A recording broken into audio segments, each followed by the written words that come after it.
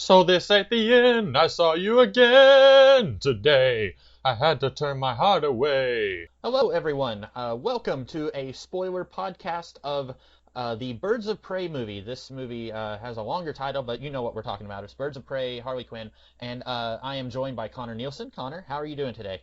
Hello, I'm all right. How are you doing? I'm doing very well. Connor saw Birds of Prey on Saturday, and I saw it yesterday well, today we're recording it on Tuesday. You're hearing this on Wednesday, so I saw it Monday. Connor, why don't you tell us a little bit about the fantabulous emancipation of one Harley Quinn, the movie? So, Harley Quinn exists. Um, Suicide Squad also exists. And I feel like Warner Brothers was like, all right, well, no one likes Suicide Squad. And people who did like Suicide Squad in 2016 don't like it anymore. So I think it's kind of one of those unanimously decided movies that Suicide Squad just kind of sucks. But people like Harley Quinn, people like Margot Robbie as Harley Quinn, and that's one of the few things that most people can agree was a success about Suicide Squad. So, what we have here is Harley Quinn and the Joker have broken up, and I will say this is a comedy, but I thought the funniest thing about this film was how Jared Leto is so not in this movie. To the point where they will have stock footage from Suicide Squad where scenes that the Joker are in, but just not have him in the stock footage that they are showing, or at least his face. And I thought that was really funny. But so Harley and the Joker have broken up. They're done. And the protection that previously had granted Harley has gone away, and now everyone's after her. And top of the people one of the most powerful people who want her dead is Roman Sionis, played by Ewan McGregor, who also goes by the name of Black Mask. But this is, I guess, a 90s movie, so he doesn't wear a black mask until the last 10 minutes of the movie. And then also there are a bunch of other people in Gotham who, I mean, Harley says they're also looking for emancipation, but that's not true. They're just people doing their jobs, or have just doing their thing. We got Rosie Perez as Renee Montoya, who's a cop. We have Huntress, who is played by Mary Elizabeth Winstead, who is killing people with a crossbow, who just kind of shows up at random parts of the movie until the end when she becomes a part of a team, I guess. And then you have Black Canary, played by Jesse Smollett's sister. And then you have Cassandra Cain. Well, you have a body named Cassandra Cain is in this movie, and she's here, and she steals a diamond from Black Mask. And now, where you thought it was all about everybody trying to get Harley Quinn, it's now about everybody trying to get a diamond, and the story of Harley Quinn, Renee Montoya, Huntress, kinda, and Black Canary all sort of getting entangled in this little purposefully convoluted caper about getting a diamond in order for Roman Sionis to not be after Harley Quinn anymore, and a lot of other moving parts. Comics Kid, how did you feel about Birds of Prey and the fantabulous emancipation of one Harley Quinn, the Harley Quinn movie? Oh, this movie was aggressively okay. If it came out in 2002, I think it would have been like, yeah, this is one of the best comic book movies. But it came out in 2020, and in this day and age, when we get 5 comic book movies a year, and most of them are better than this, I am absolutely flummoxed that people are defending this movie. I don't think it's bad, but I don't think it's as good as what the defenders are saying. I saw a lot of people who are saying like, "Hey guys, it's actually okay," and like absolutely none of the defense for this movie sounded at all sincere. Everyone who I saw, maybe I'm just bringing my own lack of enthusiasm for the movie to what I saw online, but I saw so many people who were saying like, "It's not a terrible film," and that was like the best I could see for people saying how much they liked it. And maybe I'm wrong. Maybe people genuinely like it. But it seemed like I was seeing a whole lot of like, this isn't the worst thing that I've ever seen. And it could also be that because this is like the 8th movie in the DC Extended Universe, and at least 3 of those movies were absolute garbage. I will say this is better than Suicide Squad, better than Batman vs. Superman, and better than Justice League. But I still don't think that makes it a good movie. and I think I'll stand by what I said. It's an okay movie. All right. What did you think? Um, I will agree with you that it is aggressive. I found this film aggressively annoying. Hmm. Now, when it comes down to it, I am not a fan of Harley Quinn. I Me do not neither. like that character. I think she grates on the nerves, and I don't like that character basically at all. I'm a little perplexed by her popularity. I gotta be honest. I never really understood where a lot of that love came from. Um, I mean, I get it. She started out in the Batman animated series, but beyond that, I got a lot of confusion. Um, and so I understand that when it comes to like live action portrayals of Harley Quinn, like even before she was cast, I feel like everybody, myself included, was like, well, if you're gonna do Harley Quinn in a movie, you got Margot Robbie. Like she Hmm. basically looks like her, even though she's not even though I haven't even seen like a a cheaply photoshopped image of that. And like she's good in the role. And that's one of those things where it's kind of a catch 22 where I really hate watching this character because I don't like this character. And at the same time, I recognize that Margot Robbie is doing a very good job playing this character. So it's one of those things where there's a lot of impressive physical acting that she does in this movie. And yet I feel bad that I can't really appreciate it because I don't like looking at this character because I find her antics annoying. Uh, yeah. But beyond Harley Quinn, there's other stuff in this movie, and I I think that when it comes down to it, I probably would have enjoyed this movie significantly more had it been from the perspective of like literally any other character. Mm. Um, because I think this is a movie that has like potential hidden in so many corners, and it doesn't really realize a lot of that potential, and it's just sort of satisfied with being, I think, the least good version of itself it possibly could be. And I found that a little disappointing because I think this could have been really good. And a lot of what I think, the stuff I think can work about a Harley movie, and especially in Emancipation, is if you kind of go into the whole abusive relationship angle, but we don't want to give Jared Leto salary, so we're just not going to do that at all. But I feel like you can do that story without bringing Jared Leto into the mix and just sort of realize, a story about the ramifications of an abusive relationship without having like the Joker in it. And Hmm. they didn't even touch upon what I think is the interesting stuff about Harley Quinn at all. And so it's just sort of I'm watching Diet Deadpool antics, and I already don't.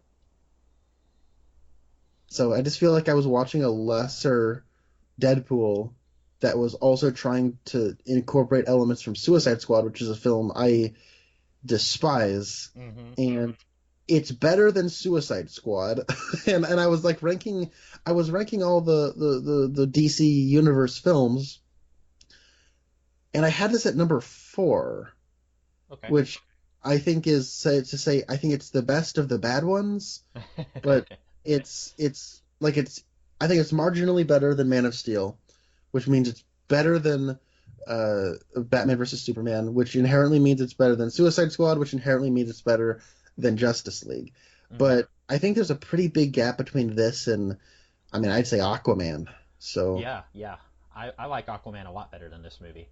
Um, I didn't mean to interrupt you. Did you have no, no, more there? no. Continue. That Uh, is a I good point. want to read something. I wrote some notes before we started, and I want to let you know I agree with what you said. Here is exactly what I typed in this part of my notes. I wish this was more of a Birds of Prey movie than a Harley Quinn movie. Harley has always irritated me, and this movie doesn't change my mind on her. We get a couple of okay scenes of interaction between Dinah and Harley, and then Dinah and Montoya, but I wanted more interactions between the actual Birds of Prey themselves before the final act of the movie. So I 100% agree with you there. I have never liked Harley either. I've always found her irritating, just like you. And to say this is called the Emancipation of Harley Quinn, and I promise this is going to be the last crack I take at the title of this movie, the stupid, stupid title of this movie.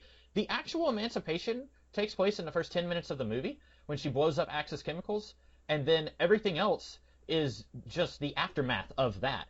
Like, what I'm saying, like, she emancipates herself from the Joker, and as Renee Montoya says, she publicly updated her relationship status in the first 10 minutes of the movie. But then the movie's title acts like her breaking free from Joker is a big part of the movie. But after that, that's not a big part anymore. Now it's about her becoming a surrogate mother to this person who is allegedly Cassandra Cain. And so I didn't like the plot. I think they could have just called this Harley Quinn and the Birds of Prey.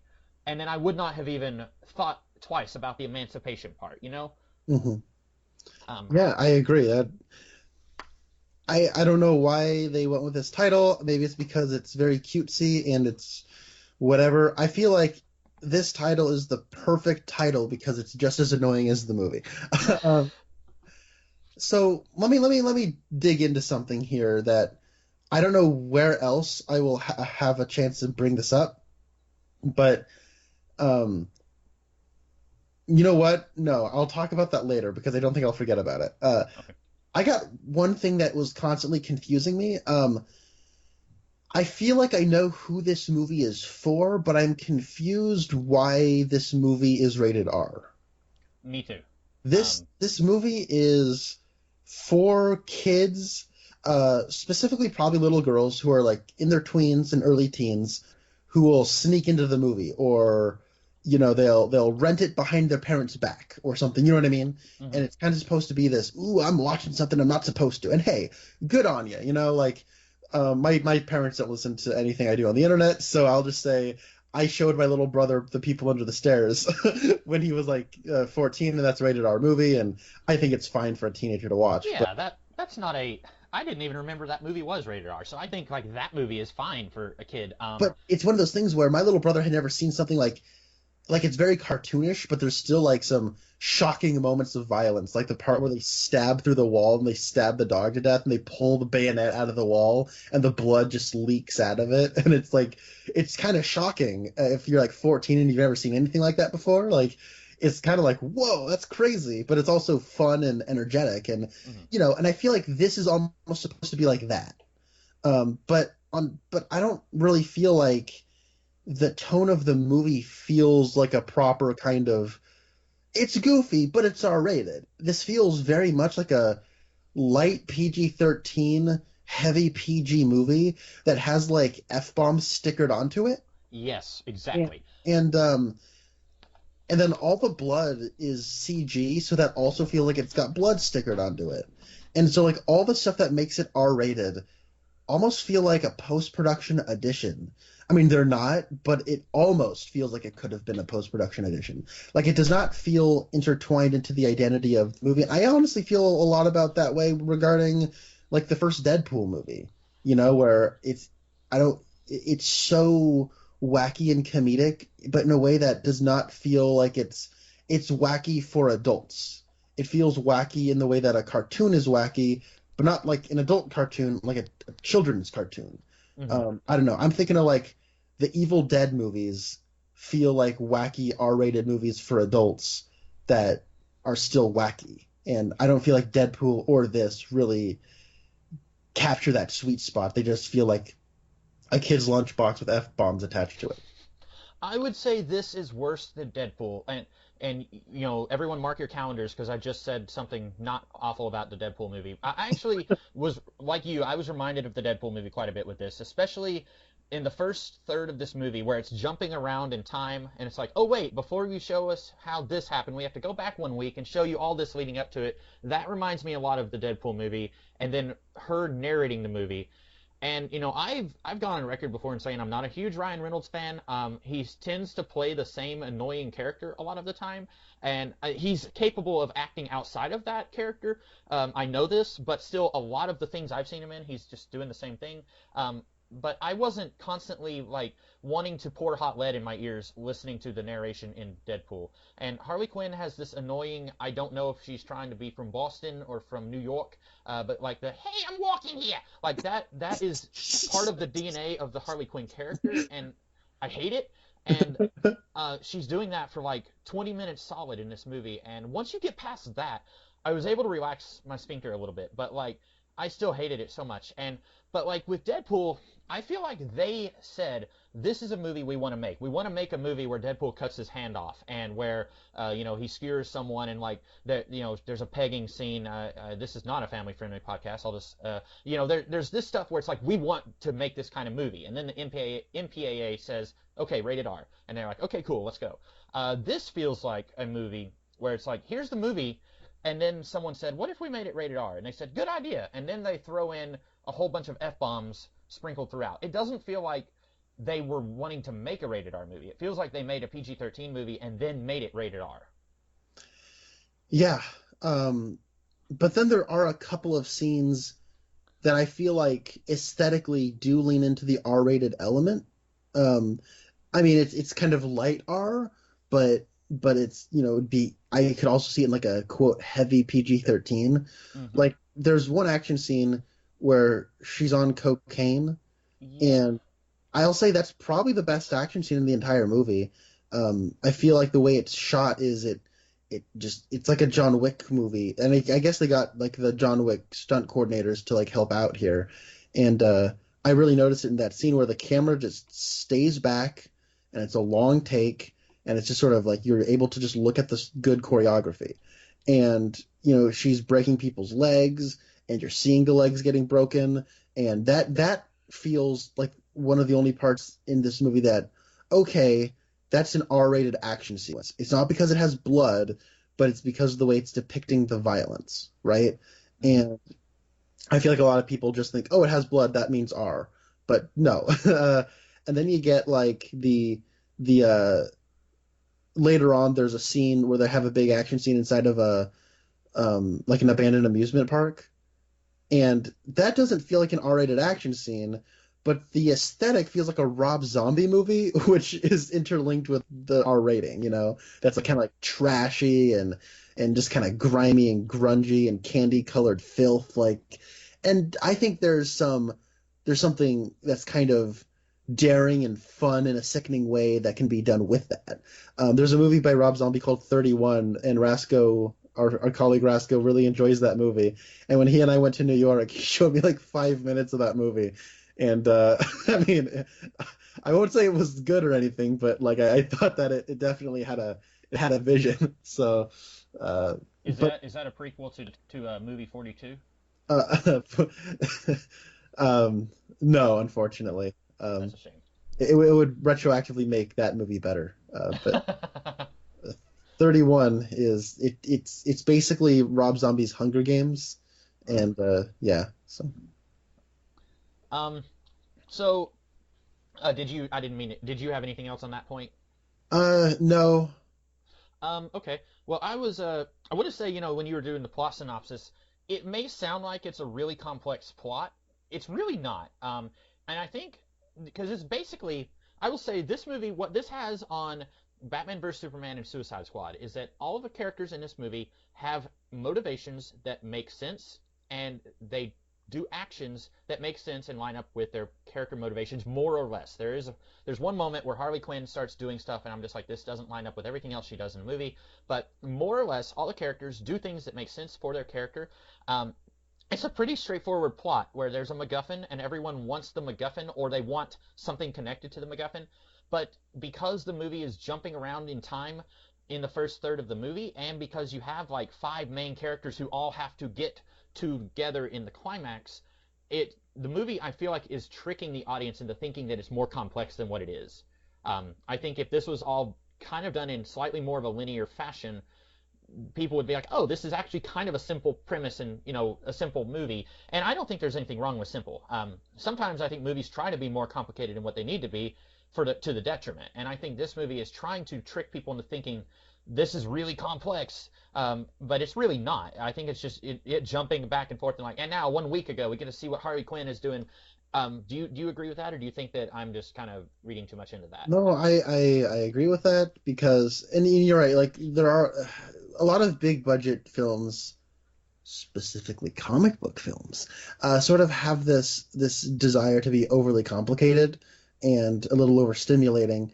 And what I like is that, I mean, I really like Shazam. It does eventually become big CGI fight at the end.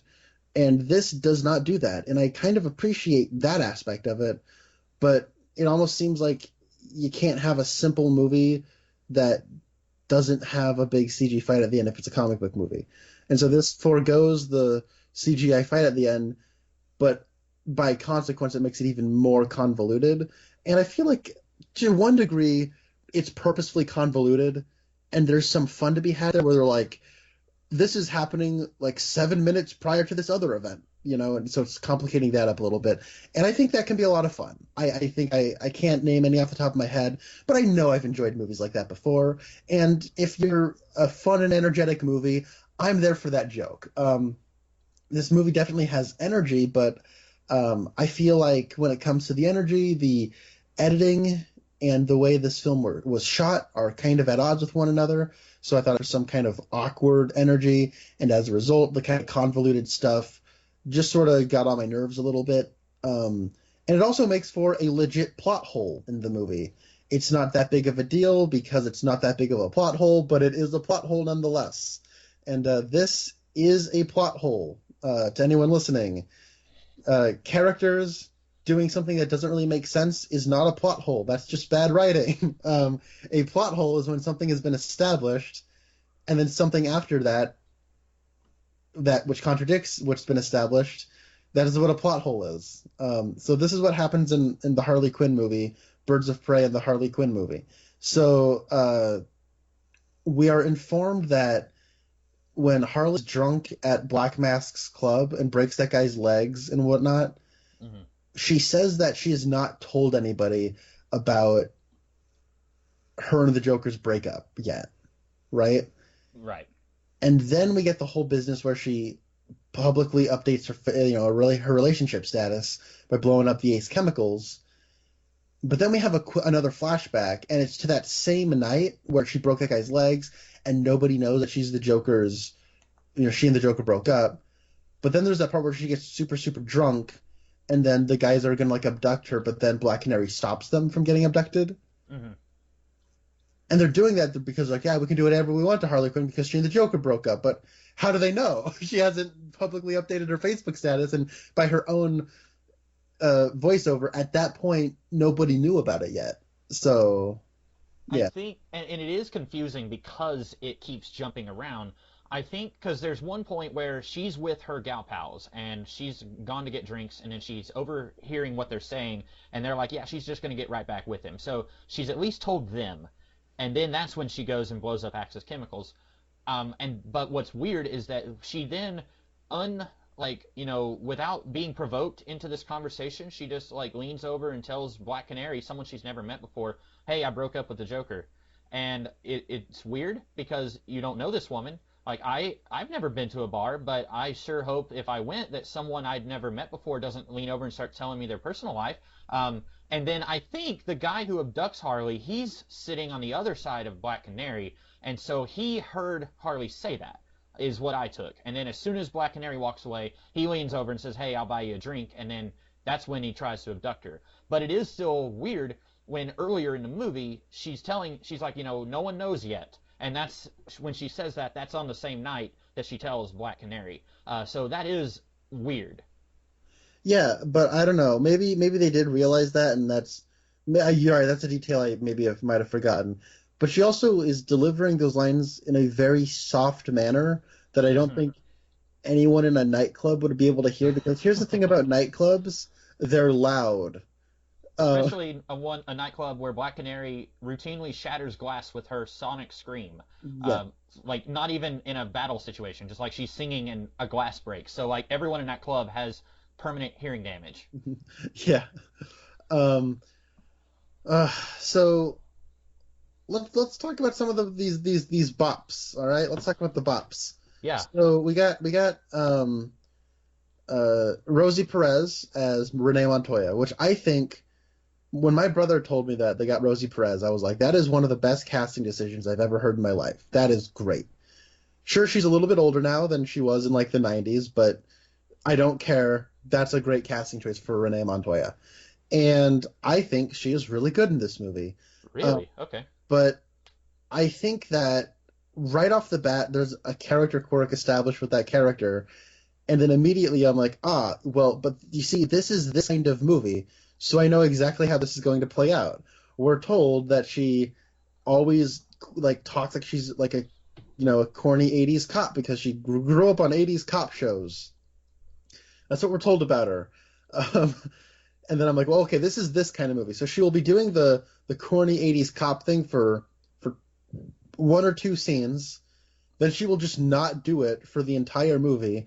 And then at some point at the end of the movie, they're probably all going to be sitting around having coffee, and she will finally do one of her corny 80s cop things again for the first time in over an hour. And then some character is going to say, oh my gosh, does she always talk like an 80s cop?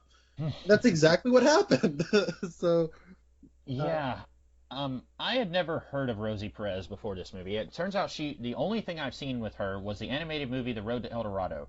And I like that movie. It's a good one from my childhood. But it's hard for me to separate her performance from the character as she's written. And I did not like the character in this movie. I have a big rant coming up about Montoya, so I may hold that if you no, no, want no, to say.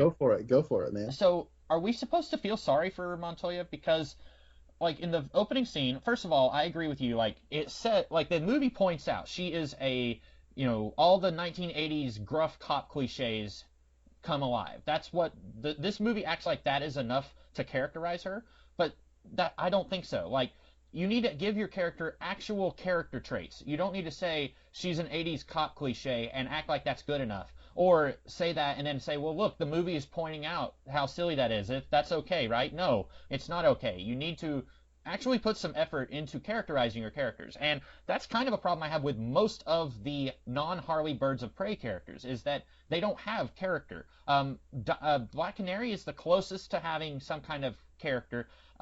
She has a little bit of an arc. Unfortunately, Huntress has almost nothing. And, like, I was the most excited about Mary Elizabeth Winstead being a Huntress, because when I saw the first trailer, I was like, holy cow, she looks like the Huntress. That looks great. And we've seen the Huntress a few times in other live action avenues, in Arrow, the TV series, and in the old Birds of Prey TV series from the early 2000s. And I was like, she looks like she could be better than those Huntresses. This is great. And she's got the least to do in this movie. So she, like, her personality is she's going on this revenge kick, which again, that's not a personality, that's just her story. And then at one point, Black Canary says she's got rage issues, and then she screams, I don't have effing rage issues. And that's her character.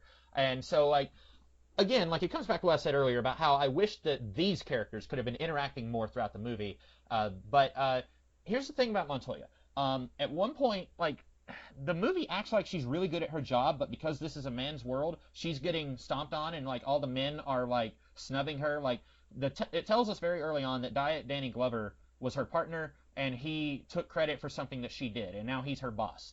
But everything that we see in this movie tells me that she is horrible at her job. And because Harley tells us that in voiceover, and Harley is already a little bit of an unreliable narrator, and also Harley has no way of knowing that happened, 15 years ago to Renee Montoya, I don't know if we can trust that information. Everything we see here tells me that Renee Montoya is a horrible cop. She goes after Harley by herself without any backup, and as a result, Harley escapes. She has absolutely no evidence to turn into her boss that Sionis is corrupt. We find out later that she has a man on the inside who is the guy that Harley broke his legs. It was Sionis' driver, and he was turning in information to Montoya. But when she goes to her boss, she has nothing. And she even says that. She says, my guy on the inside isn't there anymore. And then the movie acts like we're supposed to be on her side because her boss expects her to actually have evidence. And she says she's been working this case for 6 months, and all she has is Sionis is corrupt. And that's not enough. That would have been enough on day one. But that's just, like, all she has is a gut feeling. And then we're supposed to feel sorry for her because her boss won't give in to her gut feeling. She turns in evidence. She mails evidence to the assistant DA, which could have gotten that lady fired, all in an effort to get some more information on Sionis. And then at the end, we're told that Diet Danny Glover once again took credit for the Birds of Prey beating up Sionis' men. And then the movie acts like that's a bad thing. But here's the thing: the Birds of Prey left the scene of the crime. As near as I can tell, they were gone when the police got there. And so Diet Danny Glover takes credit for that because the police don't even know that the Birds of Prey exist at that moment. They come in and they find a whole bunch of mobsters who have been beaten up. Obviously, they're going to take credit for that because they're the ones who arrested those guys. Yeah, how about you leave Montoya there at the crime, and then she can be like, "Guys, I caught something. Get over Yeah, here." yeah.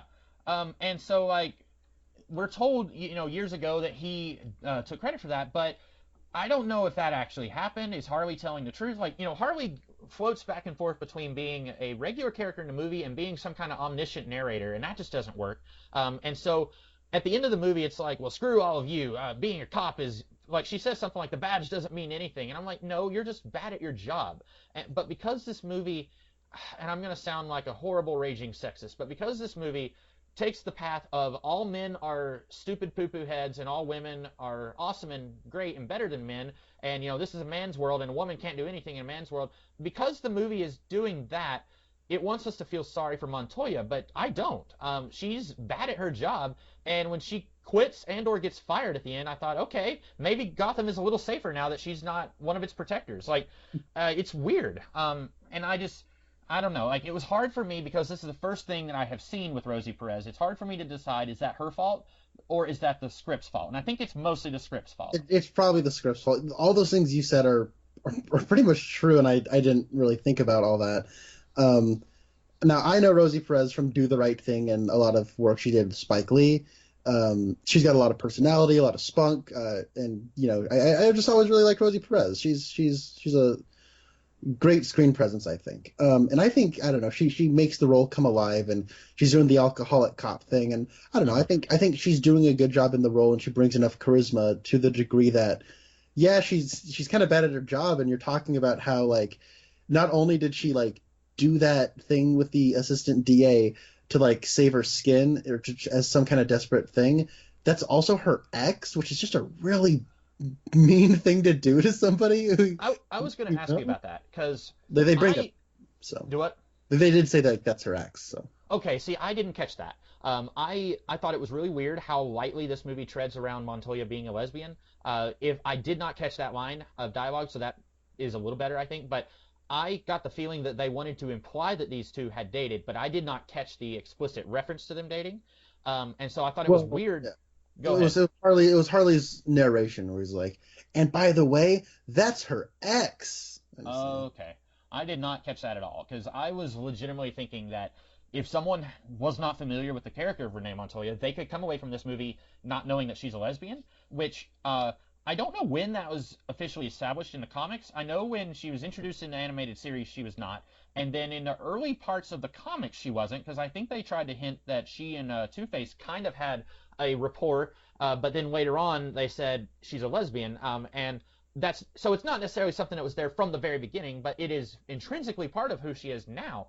And I thought it was weird how little this movie does with that. I'm not saying it has to be like in your face, like, get an air horn and scream she's a lesbian, but I was expecting more than what this movie gave us. Yeah. Now you're talking about the whole element of like, this movie kind of takes the side of like all men are stupid poopy heads or whatever. Mm-hmm. And now my gut instinct is to kind of reject that, because you're right, that is sort of like the position a lot of raging sexists take whenever there's like a female empowerment film or whatever. But then there's the element of Black Mask, which I feel like touches on something that's very uncomfortable, and I don't feel like anyone's talking about, which is he's very obviously gay, right? Right, yeah. Him and Mr. Zaz. Yeah, but the uncomfortable implication there is that he hates women so much that he can't even be with them sexually. And yeah, you know what I mean? And it's because it's like, oh man, men are so evil at a certain point they won't even want to touch women.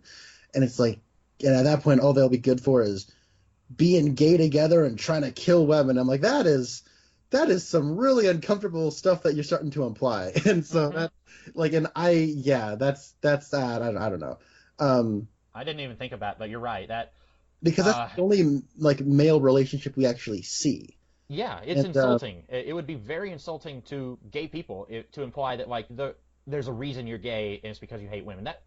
Ugh, that's gross. I you nor I are gay, and then you nor I are women. So I don't want to put words in anybody's mouths. I'm just kind of calling it like I see it. And mhm. I think I'm gonna watch this again when one of my friends, when she comes back to the States, she's on vacation right now, because she did want to watch this, and so I'd like to get her the big raw woman scene at the end of Avengers Endgame made her like want to gag Mhm. because she felt pandered to. Like nothing about this movie has felt like it was for women, and then you have this like moment that's like, yeah, go girls, and she was like, give me a break with that. You don't mean that. And so I'd like to get her perspective on this. Now, of course, not one woman does not speak for all women, so I just want to get at least like a female perspective on it that doesn't have a Twitter. So. Um, because I I feel when I a lot of go ahead. want voice to, I feel like a lot of people want their voice to be attached to like a movement, and I have Mhm. no interest in that at all. And I don't know, when it came to a lot of that stuff, it was like at a certain point I was like, okay, I think that there need to be like I like having more films about women. Like Little Women, I thought was just an incredible movie, and Greta Gerwig. I can't think of another person who could have made that movie as good as Greta Gerwig did. And it's so creative in how it reinvents that story. And I thought Booksmart was incredible. But I don't want to be that guy. And I feel like I'm starting to become that guy right now. But I don't want to be that guy. All that being said, though, I don't. This felt very juvenile in how it was doing its female empowerment stuff. Mhm. And because this is why I feel like this is a movie for tweens, because it has like all of the go girl anthems that would make grown-ups roll their eyes and cringe. Yeah. Like it Um has Hit Me With Your Best Shot and I Barracuda. And if that wasn't enough, the Kesha song Woman starts playing at the end. And I don't hate that song. I have historically not been a fan of Kesha, but like that's not a terrible song. But I feel like I've seen that in every single Go Girl movie ever. And it sounds like a bubblegum pop song, but it has profanity in it, which I guess makes it the perfect, place for this song. But um, it was just one of those things where it's like I don't see a 40-year-old or a 30-year-old or a 20-year-old going to, well, maybe a 20-year-old, but like a 25 and up going to the theater and being like, I feel so good that I'm a woman and watching this, because it's like at that point I don't feel like many people have like insecurities about being who they are, or at least a lot of people don't. And if they do, then that's sad, and I don't want them to feel bad or anything. But like, it'd be like if there was like a guy movie, right? Like that feels like a cartoon movie. Like that feels like at the end of Smurfs: The Lost Village, we want the little girls in the audience to feel seen, so we're gonna like have the big Go Girl anthem. And I cringe because it's really stupid in that movie, but at a certain point I get it, because it's like this is a movie for little girls. Fine, sure, whatever. This is an R-rated movie, so I don't feel like who will feel like, yeah, pat myself on the back, go girl, because people watching in the theater are going to be like over 18. You know what I mean? Like mhm. it's just like a weird tone thing that I don't really get, and that's like a place where I question who the audience is, and if that's the kind of angle you wanted to go, why make it rated R? And so I guess it's audiences for people who are trying to sneak this behind their parents' back or something. I don't know. It's a very specific element of it, and I feel like it's, but it doesn't feel like it's a part of a vision. It feels kind of scattershot and confused in its aim. Mhm. Concerning all the songs, I actually put in my notes music video the movie. Um, Suicide Squad did the same thing, Yep. but I guess if I had to give this movie some praise, it at least spreads that out throughout the whole movie. Whereas Suicide Squad, it was like the entire soundtrack in the first 15 minutes of the movie. But it still was distracting for me. I cannot remember the last time. I mean, Suicide Squad, I guess, was the last time where I was like, the soundtrack is distracting. Like, it feels like they're like, hey, this is an awesome song. It kicks lots of butt. What if we put this song here? Like, there's a part in the movie where Harley is hit in the head, and then she imagines herself singing "Diamonds Are a Girl's Best Friend," and then it cuts right back to reality. It just lasts for about 30 seconds, and I was just asking myself, why? Why is that here? And then like there's the slow, soulful version of Barracuda where like Montoya is in her own personal house, and she's got like the weird serial killer like newspaper clippings on the wall, like and yarn all over the place. Like she's got that in her house instead of like at the police station. But anyway, I think I would have removed all these songs. Like, I get it. Like you said, it's trying to do that like pop teen appeal thing, but it was incredibly distracting to me. You and I were talking a little bit about the movie The Watchmen before we started recording. The Watchmen did the same thing, where it's like, okay, here we go. Let's throw in 99 Luft balloons. Get it? Because it's about the end of the world, just like the movie. And like this feels like that, where it's like you said, that Kesha song. It's like a tween song that throws in F words, just like this movie is like a tween movie that throws in F words. And so it was distracting to me. There's probably someone who didn't even notice, but I was distracted. Yeah. I had a to that point, but I've forgotten what that was. Yeah, I don't know. I thought, okay, I remember the point. It's like when you have sympathy for the devil playing while you're introducing a nefarious character, like in Suicide Squad, where sympathy for the devil plays when we're introducing Viola Davis as Amanda Waller. Like, yeah, that was just one of the most on the nose eye roll moments ever. Like, this has that same thing. It'd be like if we were watching like, I don't know, a movie about this super awesome guy, and it's supposed to appeal to the men in the audience. And then there's the part where he goes home to his woman and he starts like making love, and then you start hearing, "This is a man's world. Would it be nothing?" And then like, the meatheads of the audience go, "Yeah, gotta give it up for the ladies."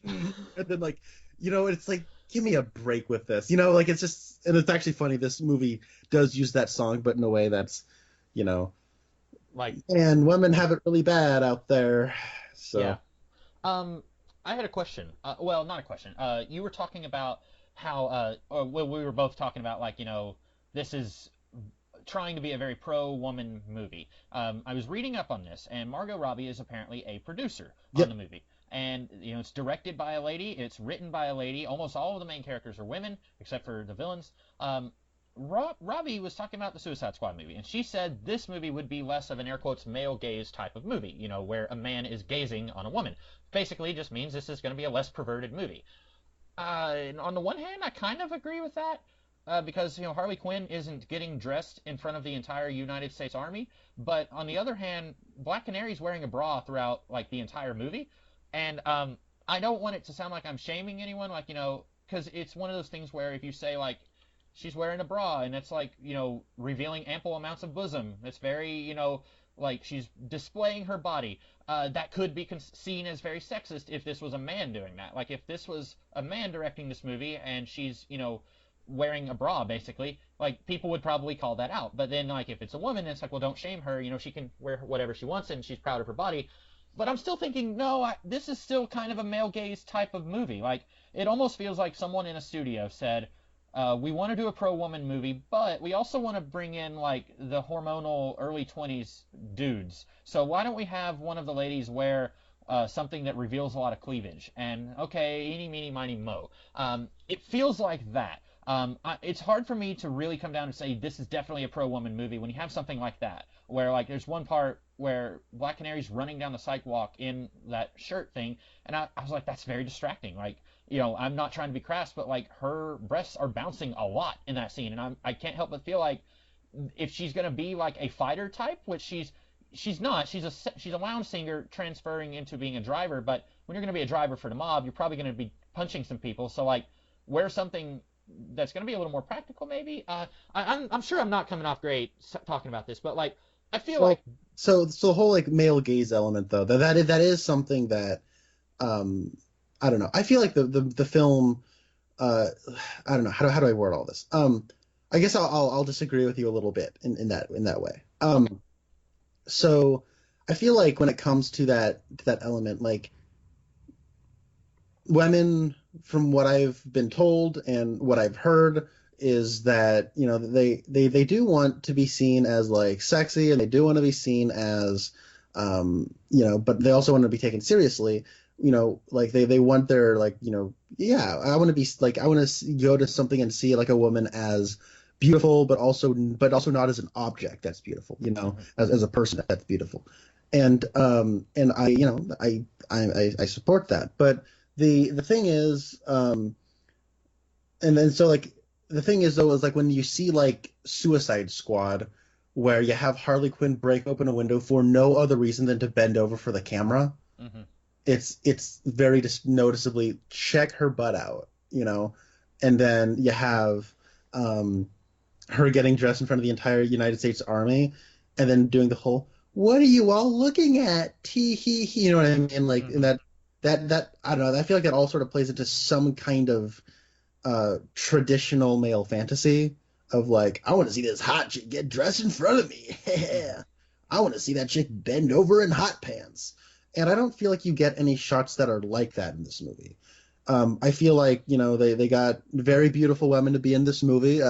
Rosie Perez is still looking really good in her older age comparatively to these younger women. I've always been an admirer of Mary Elizabeth Winstead. Smollett Bell, I think, is a very beautiful woman, but I don't feel like there's ever a shot in this movie where I'm I think they're in costume that highlight certain aspects of them, and but like for example, Mary Elizabeth Winstead's character has like a crop top on that's showing off like her midriff, and you're right, Black Canary has like cleavage showing and everything, but I never feel like there's a shot that is showing that off in a way that's supposed to be alluring to any specific male audience member. At least that's the way I took it, anyways. Um, I never had like a Suicide Squad moment where and I mean I did just watch a Michael Bay movie on Netflix a few weeks ago called Six Underground, which starred Ryan Reynolds, so it would be right up your alley. I'd Oh highly yeah, recommend it. it sounds like it's hitting all the things that I want. Michael Yeah, Bay, Ryan it, Reynolds. Yeah. it definitely was not the fourth worst movie I saw in 2019. So, but like that's a movie where the way it shoots its women is just embarrassing, especially when you realize that Michael Bay's in his 50s and you're like, dude, come on. What are we doing? But yeah, I don't know. I never got that feeling while watching Birds of Prey, anyways. Yeah, and like we said, this is a better movie than Birds or than the Suicide Squad. In even in regards of this, putting women on display, I think this is better than Suicide Squad. But I do feel like they were still trying to like, but what if we can have it both ways? And I was just like, I don't know, that seems hypocritical, but it's hard for me to actually like I don't know because like there was no like it was a woman who directed it, a woman who wrote the screenplay, a woman is a producer, and like the cast is almost all women. So like maybe that's not going on. I just that was kind of the impression that I got from the Okay. movie. Well, I guess I'll put it in this term. When you watch like Rambo, right? And I think Rambo First Blood Part 2, that was the kind of the origins of the insanely over the top 80s action star, Hmm. and the way it shot like the male form as like this insanely powerful masculine pinnacle of like it's almost like a Greek god to a degree where like this is like the pinnacle of the male form's capabilities. There's a slight subtext of homoeroticism to it, but it's not in a way where you're like, "Am I gay?" Or maybe gay men watch it and think, "Oh wow, that is a lovely body." But it's also for straight men to show off like this is the power you can have. You know what I mean?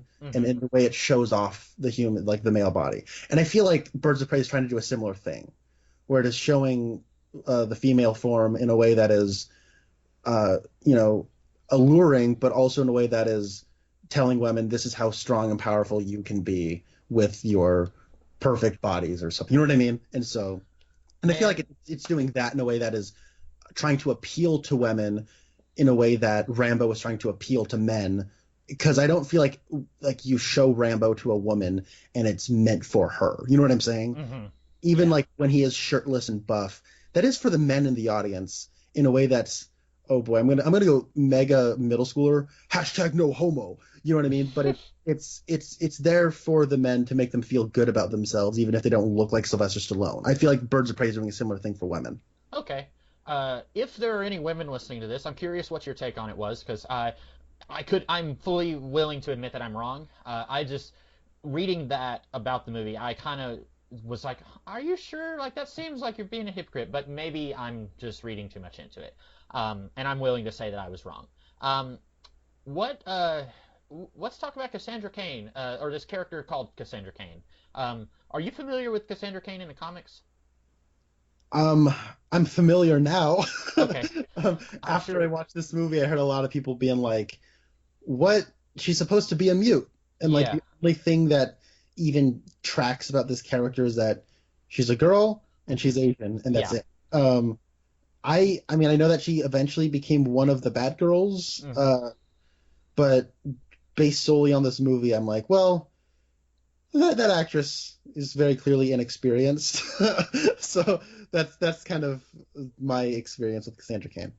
Yeah, Cassandra Cain is probably my favorite Batgirl. I mean, I'm not just like I'm not very knowledgeable about all of the Batgirls, but I liked the Cassandra Cain Batgirl series from the early 2000s. I read the first like 20 or 30 issues in trade. Really liked those stories. The basic premise was her dad was an assassin named David Cain, and he raised her from birth so that she would not speak because the speech centers of the brain, if they were freed up, she could know more about how to fight and how to kill. It's a ridiculous premise. Let's just go ahead and say that. But then she was introduced, I want to say, shortly after No Man's Land in the comics, and then kind of was taken in by Barbara Gordon, and she eventually becomes Batgirl. And I really like the character. And then slowly, she learns how to talk and stuff. But she's not a talkative person, even when she does know how to speak. And so that's a character that might could have worked better in the comics than in a movie. It might be difficult to do a movie about a character who doesn't speak, but I don't know, maybe they could do it. But this character bears no resemblance to that character, and I think they could have created a brand new character to be like the sassy punk who steals stuff and is like the center of the movie. I don't think it had to be Cassandra Cain, because I don't really like this character. I don't think there's anything there to like. Like they try to do the thing where it's like her foster parents are yelling at each other, so we're supposed to feel sorry for her, and that's okay that she steals stuff from people. Are those even her foster parents, or is that just an excuse she's using as like a cover to rob people? Now that might be because there's one part, and I wasn't sure because Black Canary lives in the same building as her, and Black Canary walks by, and Cassandra Cain says, "Those are my foster parents yelling." Then Black Canary gives her maybe a $20 bill or something and says, "Hey, things are gonna get better." So I wasn't sure if Black Canary just met her for the first time, or if they have encountered each other quite a bit since they both live in the same building. Because then later she's going around stealing stuff from everybody, and then she tries to pickpocket Black Canary, and Black Canary is like, don't, you're gonna get in trouble someday. And then for some reason, Cassandra Cain then returns to the scene of the crime where she had already stolen something from somebody, and that's how she gets caught. And it's entirely possible those are not her foster parents. The movie doesn't make. She said it was, so I don't know. But if it is her foster parents, like I get the feeling they're trying to make us feel sorry for her, and that's why. Oh, it's okay that she's like robbing people, like innocents. Like I'm just like, nah, I don't think so. I don't think that's good enough. Yeah, I mean, I don't. There's a part of me that like I'm. Oh boy. So I'm of two minds. On one hand, I'm thinking, man, there are probably a lot of great foster parents in the United States that get absolutely no credit because whenever you watch a movie or TV show, it's always, man, my foster parents are just terrible. Like how terrible the foster parents or the foster system is. You know what I mean? Like, I Hmm. feel like I see that all the time, and of every passing time, I'm like, I feel like I know people who are foster parents, and man, they work extra hard to be as good as possible. Like we were just watching Child's Play 2, and in that movie, you have like it ends with like the foster mom who's on kid's side eventually going, "Get out of here! I don't want you anymore." Hmm. So, um, I don't know. That's just like that's a completely separate issue altogether. But when it comes to this movie, I don't know. I don't necessarily like I said. I didn't even like think. I thought that was just like a cover she was using to rob people. So like, I guess obviously I didn't think it was a good enough reason because I don't see her with her family. I don't Hmm. if that is even is the case. I don't know. I thought that the actress did fine when she kind of had to be, you know, reserved and like crap. I've been caught. I just got to try to get through this.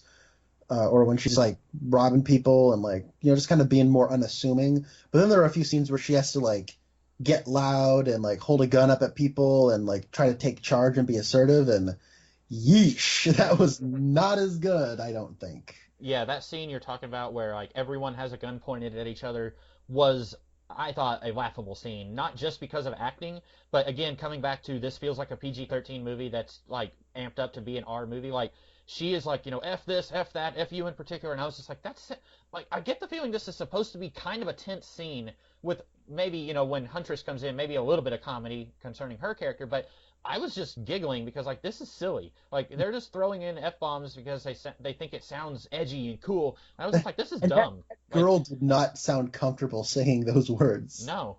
I at one point it like cut away from her while she was saying something like this apartment is effing cool, and I thought, oh, they're dubbing in these, someone else is saying it for her, but then like later I think she does end up like it's just her cussing, but I was just like I don't know, that's just silly. Yeah.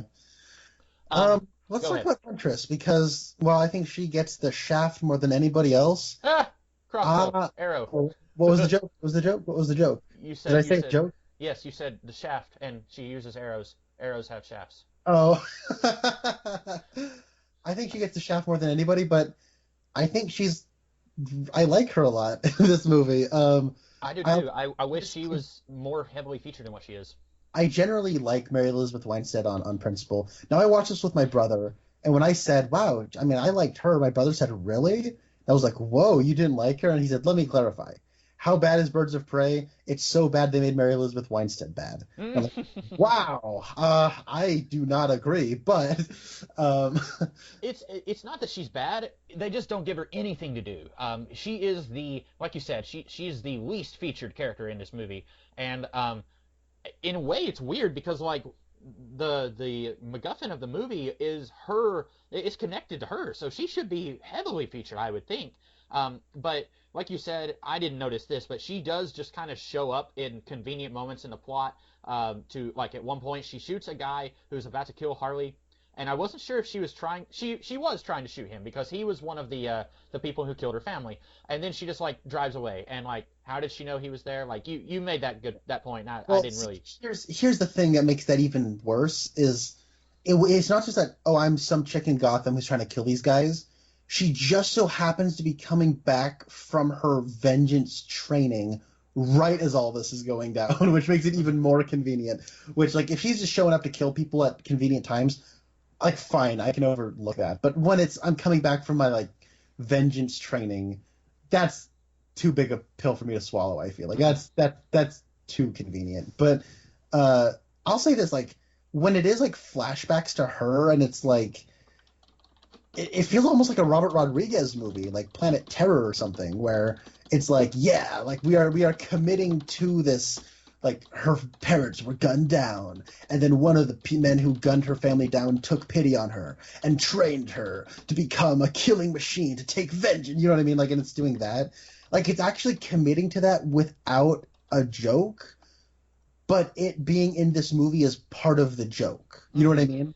And that felt almost very like Planet Terror to me, where like Planet Terror is like a bit of a lark and just kind of a parody on zombie movies, but there are parts of it that just commit so hard unironically to certain zombie movie elements that then that becomes part of the joke, you know? Mm-hmm. Uh, and it's super like layered down in there, but um like there's like a really cool edit where like she's training and she's training and she's training, and eventually she pulls out the crossbow and fires it, and then it transitions from her shooting a dummy to her shooting her first target, and it's like, yeah, it's like that's like classic training montage cinema. You know what I mean? Like cinematic storytelling, and I really liked all that stuff, and seeing her transformation. It's really truncated, but it's really cool. And then like when it cuts to her saying, "I'm Huntress," in the mirror because she's not good at the whole like theatrics of speaking. Like I Mm-hmm. thought that was kind of funny, and like that got an actual laugh out of me.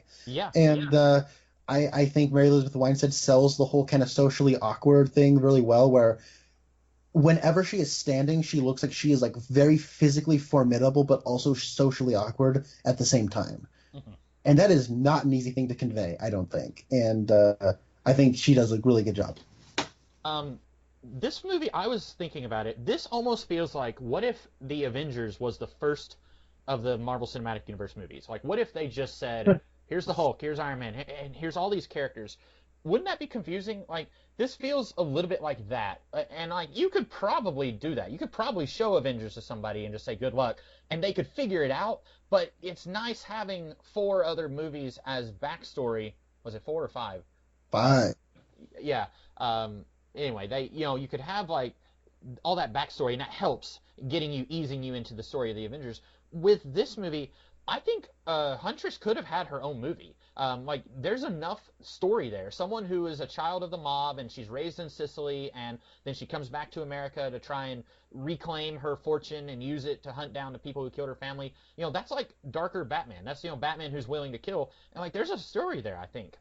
But she's in this movie for less than 15 minutes, and I wanted to see more of her. And I think that's good, because I liked what she was doing, like you said, about how she feels uncomfortable around them, but also, and like, uncomfortable trying to get used to being a hero. I like you, I thought it was funny when she was practicing in a mirror, like her, hero lines, or, vengeance lines, whatever. I thought all that was great. I wanted to see more of that. And, in the comics, what's great about, like, I've never actually read Birds of Prey outside of crossovers with the other Batman books, but what's great about the Birds of Prey comics is Black Canary, Barbara Gordon, and Huntress already have backstory, and they've already appeared in other comics before they team up with each other. This is trying to show their team up while also showing all their backstory in one movie. And it goes back to, it feels like DC has been playing catch up with the Marvel Cinematic Universe since they started the DCEU almost. And so, like, they're trying to say, look, there's all this established stuff in this world, you just haven't seen it before now, but it still makes this movie feel a little sloppy. You said this would be like if the Avengers was just kind of thrown together. Hmm. And I'm tempted to agree with you, but there's one exception that has me saying, Guardians of the Galaxy was a team up movie. Yeah. And then people talk about Suicide Squad as the poor man's Guardians of the Galaxy, and this feels like a kind of a second attempt at trying to capture that a DC version of Guardians of the Galaxy. Hmm. It Yeah. even has a big MacGuffin plot that everybody wants this thing. Yeah, and that movie, I kind of wish I could have gone back and watched that. I didn't even think of comparing it to that, because yeah, that's a movie that takes a bunch of characters you haven't seen before and throws them into a plot. Yeah, it's very similar to that, and I think it. I don't want to. Obviously, I'm raking in the Disney money from saying that movie's better than this one. Yeah. But I mean, Oh I no no don't. no no! It's okay because the online sexists don't like this movie. So Right, right. so it's, Um, so it's okay to say that a Marvel movie is better than this one. That's okay. yeah. But I wish that I want to say I didn't go into this movie expecting it would be very good. When I saw the trailers and I saw people saying it looks so much better than Suicide Squad, I said, no, it does not. It looks as good as Suicide Squad, which is not good at all. And I'm coming away at least eating crow there. I do believe it's better than Suicide Squad, but I don't. I think this movie could have used a lot of improvement. Yeah, I agree. I was not excited for this movie at all. I hated the trailers. But it was better than Suicide Squad. It was almost twice as good as Suicide Squad. So Hmm. it's not a nigh unwatchable disaster, which is what I think Suicide Squad is. So naturally, I've seen Suicide Squad like 3 or 4 times. Uh, um, I but but what I'll say is, I think the reason I don't like Harley Quinn is because I'm always confused about the rules surrounding her character. How crazy is she really? I don't know, because she's like supposedly a brilliant psychologist who got her mind warped and destroyed by the Joker. So she's sort of this wacky, crazy character, but then also she's a tragic character. But I'm supposed to be fun and laugh at her antics. But it's like, should I just feel sorry for her that she's even this way to begin with? And then she'll have moments of lucidity where she like gets to be brilliant for just whenever it's convenient for the writer to have moments where she can be smart, and then like she's this person who does like bad guy things, and I'm like, well, I don't like that you did that because that's a bad guy thing, but I'm supposed to like it because she's supposed to be endearing, and I'm just, it's so confusing to me, and just watching people do things that are bothering other people is inherently annoying to me. Hmm. And, a lot of people seem to be able to just take annoying really well. I can't. I hear this saying of like, oh, the worst thing a movie can be is boring. And I disagree with that. I can take the boredom in stride. If I'm bored, I can passively watch something. I think the worst thing a movie can be is annoying. Because Hmm. if something's really annoying me, then like I actively want to leave the theater. And I think it speaks volumes to the talent involved, specifically the on-screen talent, that this is a lot better. Like that I was able to like get through this movie and finish it, and even in like the second half, it became more palatable to me. So I Hmm. think it speaks volumes that this movie is as good as it is because of the talent. Um, like Margot Robbie, like there's a part where she gets like stabbed with a needle where she can't move, and she actually looks like she is paralyzed. Hmm. And then she slowly gets movement in her arm, and like the way she pantomimes all that. I mean, that's just classic physical acting, physical comedy acting. But there's like 4 or 5 scenes where she has to do stuff similar to that in her physical performance, and it is incredibly impressive. She's a multi Academy Award nominee for a reason. She's a great actress, and she's like the perfect person for this role. It's just a bummer that I don't like this role. So Hmm. yeah. Um, I had a few like quick little notes, just like 10-second points that maybe some of these are questions, some of them are just observations. Here's a question. What was that thing that Huntress had that her mom gave her, and then she gave it to Cassandra to hold during the big fight scene? She said it was a car. I don't really know what it was. Okay, like maybe, oh, like a Hot Wheels car or something? Maybe. Maybe her brother gave it to her. Because she has a brother who dies in that scene too, and like they're all holding hands behind their back, so maybe it was her brother's hand. I didn't know what that was, and I thought I got what they were doing. Like, okay, this is sentimental to her because it reminds her of her family, and she's giving it to the kid, and she says, "You don't need to see this." I like that.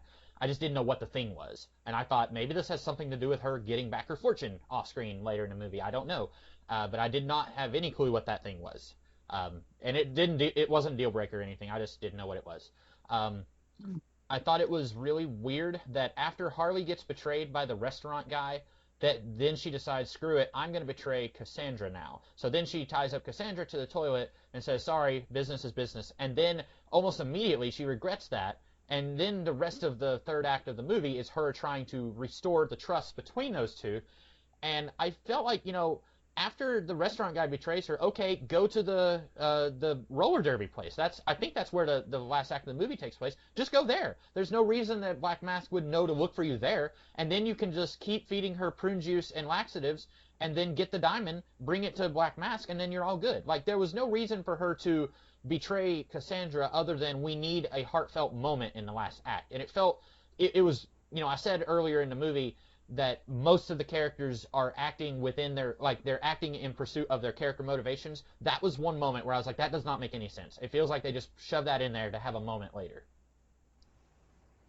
Yeah. I guess so. I guess I didn't really think about that. Um, and I guess the one bird of prey we haven't talked about is the one who is actually named after a bird. Um, that's Black Canary. I Who is? think Journey Smollett Bell. I don't know how I haven't heard of this woman before. She's great Mm-hmm. as an actress. She's great, I think, and I think she carries a lot of this movie. And she's like the straight woman of the group. Like everyone else is kind of wacky to some degree, except Huntress, but she's not really in this movie. So it's like for a lot of it, she's the one who has to sort of keep things grounded, whether she's in scenes with Black Mask and Zaz, or with Harley, or with Cassandra. Like she's the one that's kind of the grounded force. Even Montoya has her goofy '80s cop beat shtick that they commit to whenever they want to. Um, and I think she is kind of a revelation. Like I really want to see her in more things. I'd love to see her version of a Black Canary movie. I mean, I don't know how accurate or not this is to Black Canary. I don't really care because I think the character they made for her and how she plays it is really good. So Uh, yeah. I think she is good. From what I know of Black Canary, she is pretty accurate. In the Rebirth comics from a few years ago, she was a singer. I don't know if she was a lounge singer, but she did have a singing career. And then in the very early Golden Age comics, she actually started off as kind of a cat burglar and then kind of transitioned into being a hero. And so I like that they have her working for the mob at the beginning. I think that's an interesting way of using some of her Golden Age backstory that has been almost completely forgotten over the years. And so I like that. I feel like the character, and like I said, I've never read a lot of Birds of Prey comics, but I feel like she's kind of the second half of Green Arrow, and that's usually how I see her written a lot of times. So I like that we get to see her in action without Green Arrow, and personally, I hope that they keep it that way. I like the pairing in the comics of Green Arrow and Black Canary, but in these movies, I'd like to just see her be her own character without being the second banana to Green Arrow. Hmm. Yeah, let Speedy do that. Yeah, like you say, I wish there were more of her. Like I wish there was like a lot more of really the Birds of Prey because like at the end when it's like specifically those three characters team up and kind of depart ways from Harley and Cassandra, I'd watch that. Hmm. I mean I like those three actresses a lot, and I mean I think their origin is a bit haphazard, but whatever. I'll take what I can get. Um, I guess like the one aspect that's a little confusing to me is there's that scene where Harley first talks to Black Canary where she like has this whole thing about you know what a harlequin is? It's something that serves the master. Um, why did she talk to That's Black Canary in that instance? why not? Does she Well, know does she know that a movie's about to happen? Is she Deadpool? Well, I guess she is Deadpool. She can break the fourth wall. But um, that don't feel like it's after the fact, you know? yeah. Like I don't know. I I was confused because the movie says that Black Mask has her wrapped around his finger. Like she's working at the nightclub, but she doesn't really want to, and I was confused why. I get that maybe she's just having trouble finding a job, maybe, and the economy's bad or whatever, and this is the best job she can get. It pays pennies and whatever, and like she even tells Montoya, she says he gave me a job. I'm not going to betray him. Um, but what did he have over her? I was confused about that. Like, was it because she acts like she doesn't want to be there when she's singing, but then later when she's his driver, it's like, well, it's a job, and having trouble finding a job. Like, I was confused what the backstory between him and her was. I do not know. Okay. Uh, you're right. That is sort of a detail left unexplored, and that kind of fits into my what I feel like is my thesis on this. If you told it from, I think, literally any other perspective, this movie becomes better. Hmm. And I don't really use that word literally very often. I think it's one of the most overused words in the English language, and most wrongly used words in the English language. But I think like I didn't really like Cassandra Cain, but if you tell the story from Cassandra Cain, I'm just pickpocketing. I got this crummy home life, if that even is the truth. Well, let's say it is. Okay, let's say Hmm. it is. I got this crummy home life. I'm pickpocketing, getting the money I can. One day I pickpocket the wrong person for me. Bam, things more Hmm. focused and better. You tell it from Huntress's perspective. This person whose family has just been massacred, and so you have a Kill Bill training style montage where it's getting better and better, and then you come back, and all of a sudden it's a lot more complicated than you wanted it to be because there's this whole thing with your family diamond that you didn't even realize was happening. Okay, I think that's even better, and you're having kind of like fish out of water humor as well. Okay, you want to tell this from Black Canary's perspective, the person who's just kind of keeping their eyes down, looking out for themselves, but then all of a sudden, the girl who lives down the hall, she gets brought into the crime too, and all of a sudden you gotta go neighborhood protector and fight your okay, much more focused, much better. And then you have like Montoya, person investigating it, things she gets in too deep and things get out of hand. I think that's even much like all of those are much more focused, and I think much more like just in on paper, I think that sounds better than the movie we Hmm. got because as is it's just really chaotic and needlessly convoluted lark that I think is not as cute or as clever or funny as it wants to be. So. And it feels like the movie is caught between, well, Harley Quinn, like you said, everyone likes Harley Quinn. millions of people have dressed up like her for Halloween, and they love her. They like Margot Robbie from the Suicide Squad, and so we have to showcase her in a movie. But also, we want to do a spin-off featuring these other characters. And if we do it from the point of view of any of them, then we're not utilizing Harley Quinn. Where she's in the movie, but we're not. I guess they felt like because she is the one that we're all familiar with from the Suicide Squad, that we have to tell it from her point of view, and then slowly introduce us to all these other guys or ladies. But I don't think you had to do that. Like, we when you get into Batman vs Superman, it's not like Superman is a main character in that movie. He has like 7 lines of dialogue. Like, we hadn't seen that version of Batman before, but that didn't stop them from having him be a huge part of the movie. Like, I agree with you. I think all of these other characters would have been fascinating if we could have explored them a little bit more. Yeah, and I'm thinking about Margot Robbie is a person who has a lot of power at Warner Brothers. She has a lot of pull at the studio, and I think it was a matter of, I'm going to get this thing off the ground. I want to be a producer. I want to put a lot of involvement in this, but I also want to be the star. Because you look at her filmography, and she never really is the main character in a lot of her movies. I mean, she's the main character in I, Tonya, which is also a film she produced and got off the ground. And that's a great movie if anyone hasn't seen it. I, Tonya is really good. But you look at stuff like she was just nominated for some reason for Bombshell, which was not a good movie.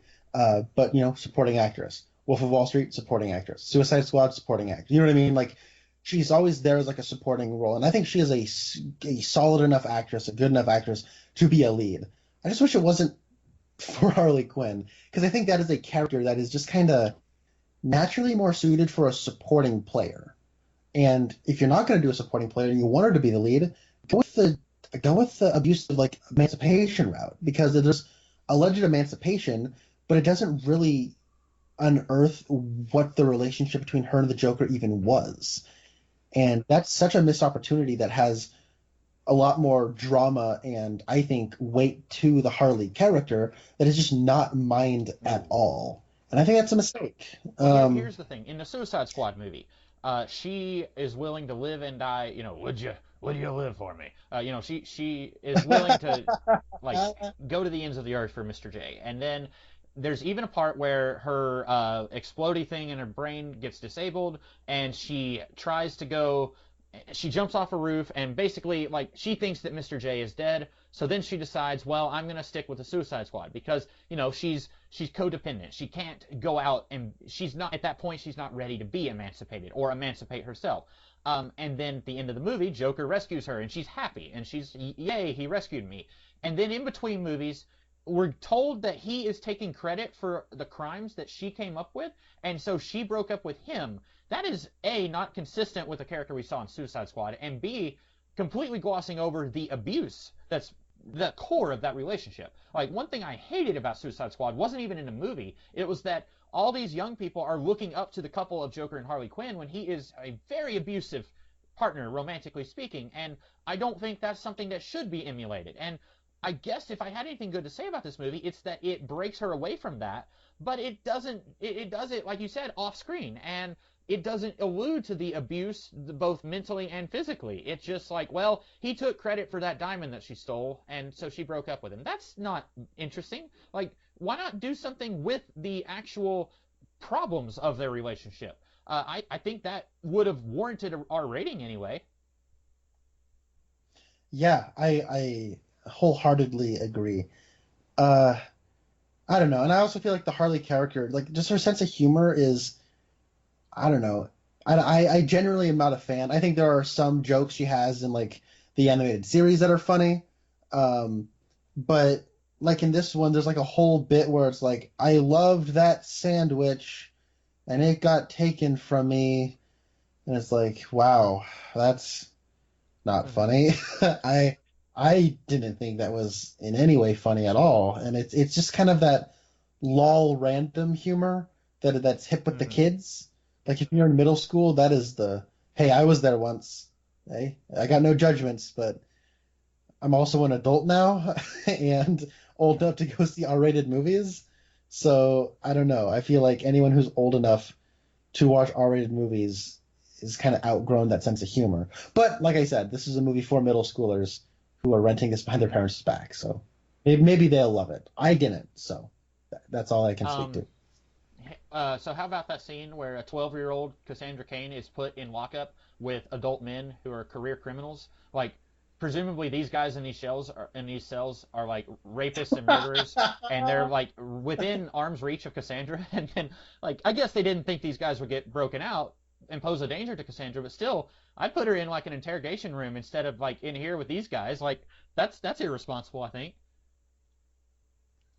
Yeah, and there was one thing that my brother said immediately afterwards that I also thought well while watching the film, and that was it's a reference to Wayne's World actually. Cassandra. Yeah. I think that's specifically Wayne's World 2 when they're making fun of the graduate at the end. Cassandra's about to get married to Christopher Walken because yeah, and then he stops it by going Cassandra. And then Christopher Walken's like, Wayne, what are you doing here? Oh my god, dude! I watched the ending of Batman Hmm. Returns, and I love that line where he's like, Bruce Wayne, why are you dressed up like Batman? That is one of my favorite It's- moments of that movie. Yeah.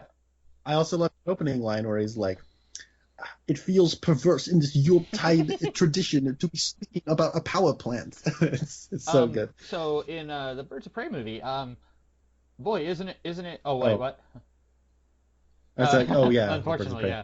So isn't it convenient that Black Canary's phone is not in her pocket, but when Victor Zsasz sees that she's a traitor, it's just out in the open and facing up. And Renee Montoya like texts her back and says, "Hey, thanks, partner, who's betraying Black Mask." Like, I was like, "Oh man, come on!" Like, and that was a pointless development because it doesn't go anywhere. Like, while he has the gun to her head, like everyone else busts in on that scene anyway, so they could have just as easily had him not find out about that, and then like Huntress comes in and kills him, and then Black Canary decides to work with these guys instead of continuing to work with Black Mask. Like, that was a weird scene where I was like, I don't know why that's just here. Like, we all know she's not going to get killed by this guy. Yeah, and I think that's a good transition. Let's talk about the bad Oh yeah. guys. Um, did Let's talk about Black Mask and did you Zaz. like? I feel like I liked what Ewan McGregor was doing. I thought he had a lot of energy here. It is like you said, very.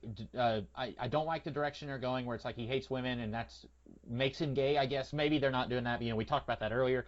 But Victor Zaz, I don't know. I just kind of thought he's there. I feel like Zaz could have been like in his own movie. Like the Zaz of the comics is like creepy on the level of like Hannibal Lecter or like a real life serial killer, like someone where it's like he is disturbing. And this guy, I mean, he cuts a face off of a dude at one point, but I don't feel disturbed by him, you know?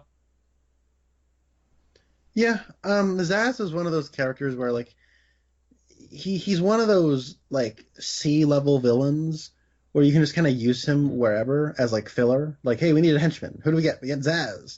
Like in Batman Mm-hmm. Begins, like Zaz is in Yeah. Batman Begins. Zaz is in the Arkham games as a side quest you can do. Zaz is in this movie, and I don't know. Whenever I see Zaz, I just see like kind of generic deranged man with with an admittedly kind of neat gimmick of like I have a cut on my body for each of the people Mm-hmm. I've killed. But as far as like the character goes, him being ooh I'm crazy, it's like yeah whatever.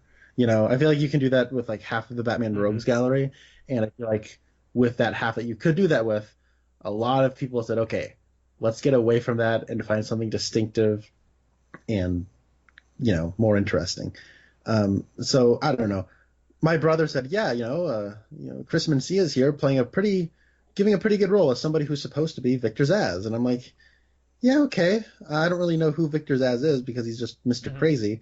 But if this is just their interpretation of Mr. Zaz, it's like it's not like we haven't had Zaz before. Yeah. Like we had him in Batman Begins. Like it's He we've was had him for in a he was while. in Gotham, and that's not a good show. But I think that guy, it's the guy who plays Barry on the or no, he plays Hank on the TV show Barry. And I think that guy is doing a better Mr. Zaz than this guy is.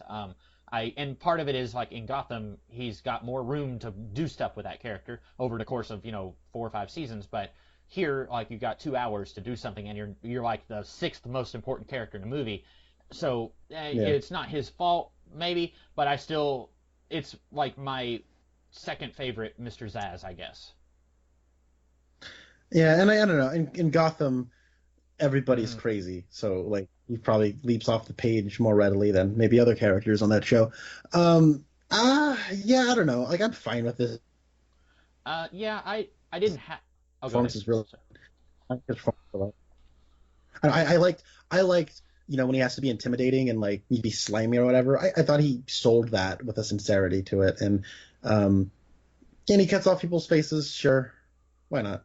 Um, but were you gonna say something else about him? no, I apparently John Leguizamo was in talks to play the character before Chris Messina, and I can't help but think that might have been more entertaining to watch. I I feel like John Leguizamo's gotten kind of better as he's Hmm. aged more because have you seen John No, Wick? you you tell He's me in all the John time I Wick. need to see it, and I just haven't gotten around to it. I don't have a problem.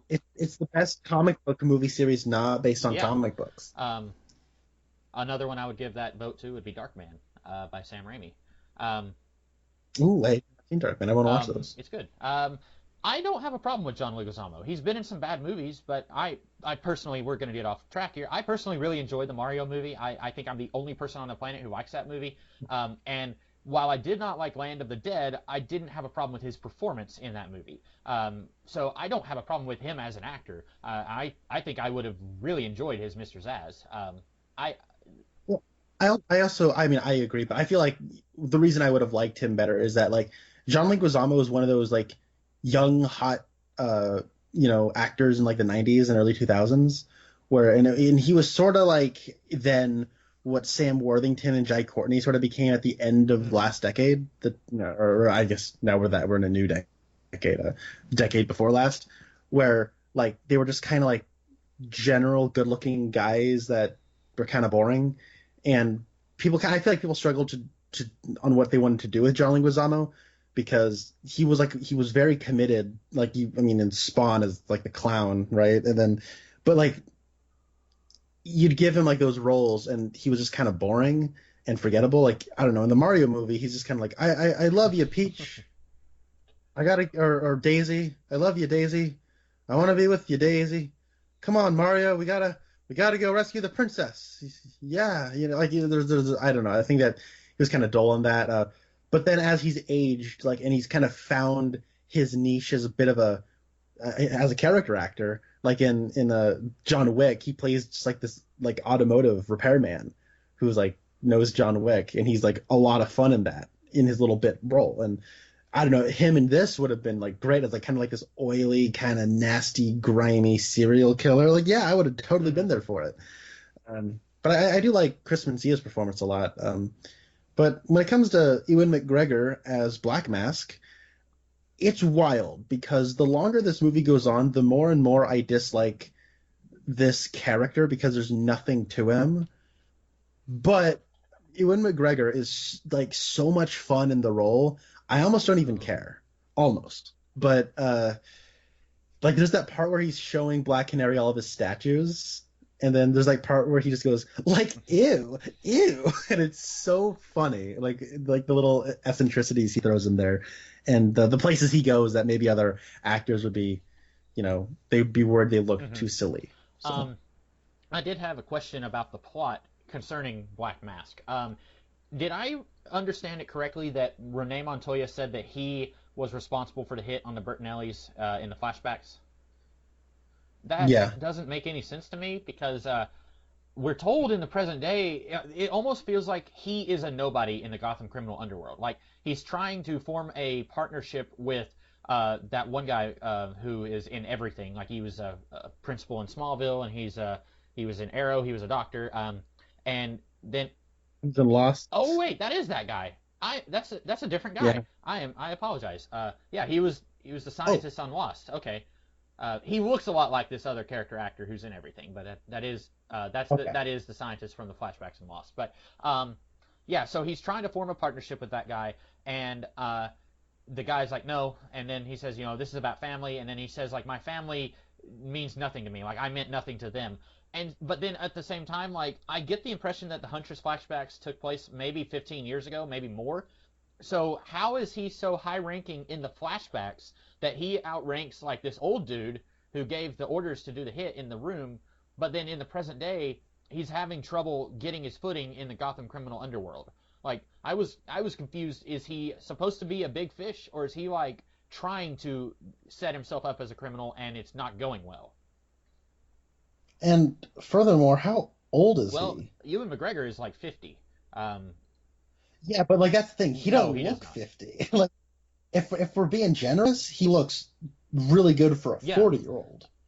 You know what I mean? Like man's a Mm, good-looking dude. And so like he looks like he's possibly 40. So what is he, 25 and ordering family hits? yeah. Come on. Come on. And I feel like that was a thing where it's like at the very last minute, Huntress has no reason to be there. She says, "Well, I'm gonna head out. I've killed everyone I need to kill." And somehow Montoya knows that Black Mask ordered a hit on the Bertinellis like 15, 20 years ago, and she says, "Wait, he's also responsible for that."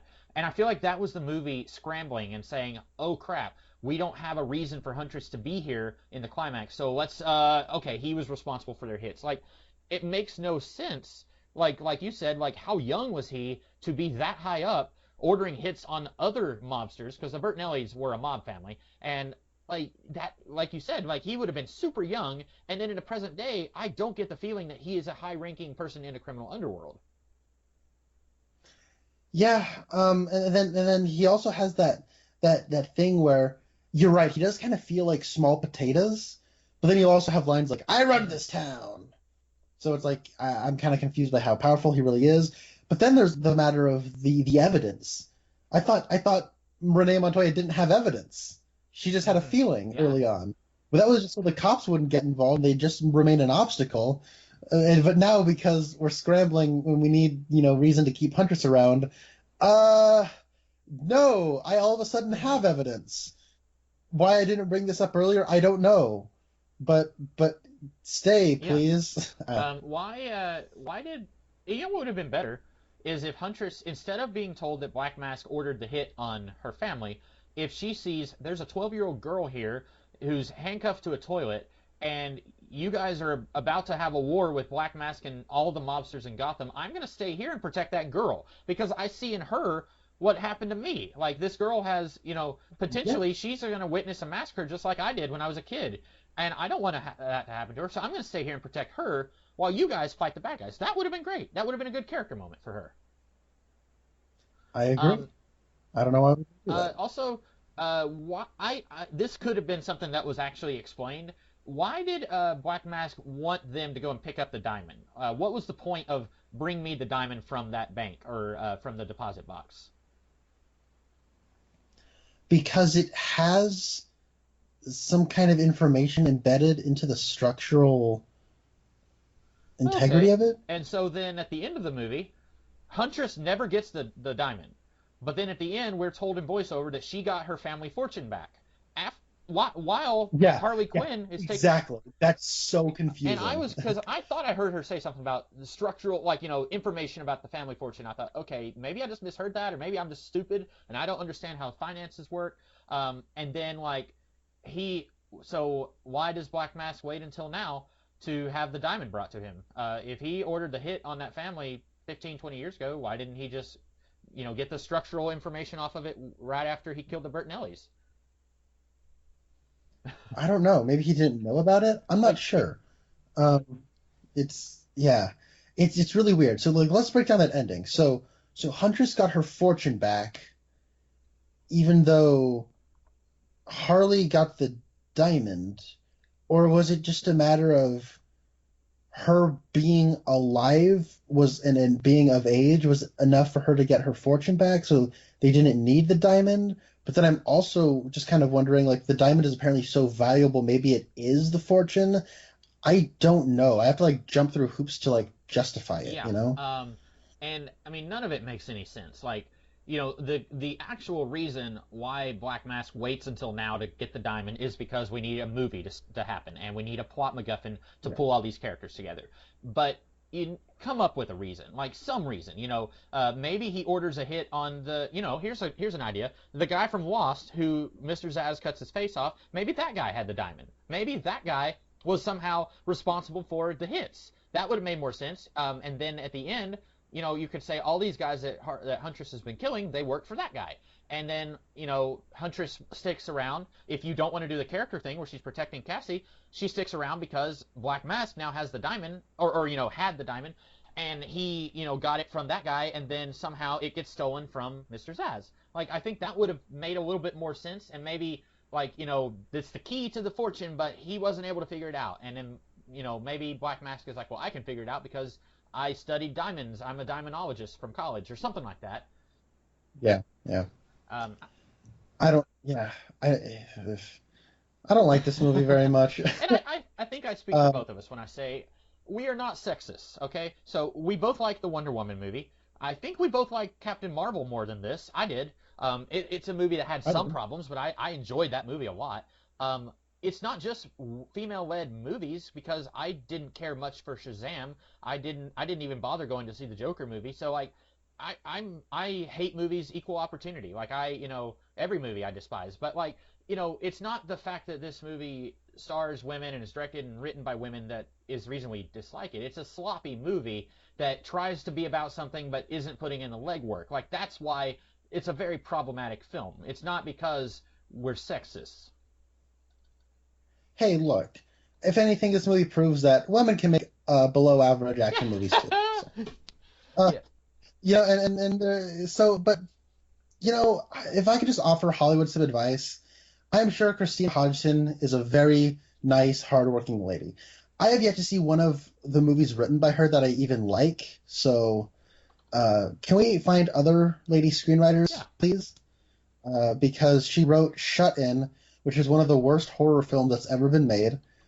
She wrote the Bumblebee movie, which everyone on the planet seemed to like except for me. I thought that movie was quite bad. And she's written this. So, could we not?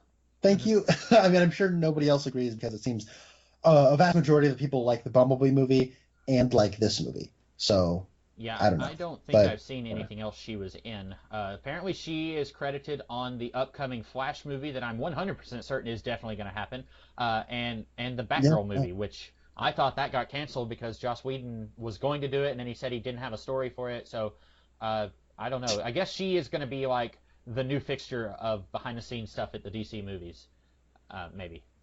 Man, I really hope not. Like, maybe she's like, she wrote Shut In. Maybe she gets a lot of work because she can work really fast and get pages out.